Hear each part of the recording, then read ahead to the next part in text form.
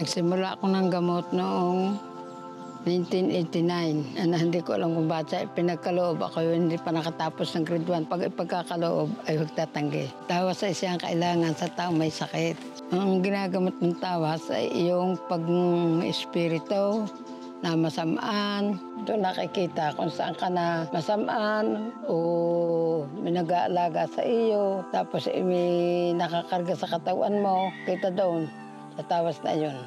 Pagtatawas ay gamot din yan sa mga may ubo, sa may pilay, at doon sa mga yung mga namamagapaa. Bago ang magtawas, nagdadasal ako ng Latin. Yun ay pansasarili ko. Hindi mari bulgar. Ako lang ang nakakaalam ng kahulugan noon. Hindi ako nagpapabaya dahil tungkulin ko sa kapwa. Kung ano lang kaya nila, yun na lang ang tinatanggap ko.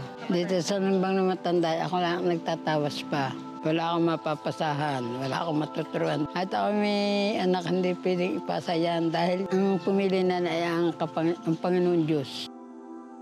Ito ang panghabang buhay na misyon ng Panginoon na ako ay makatulong sa kapwa na hindi ko maaari silang talikuran. Huwag magsawang magmahal.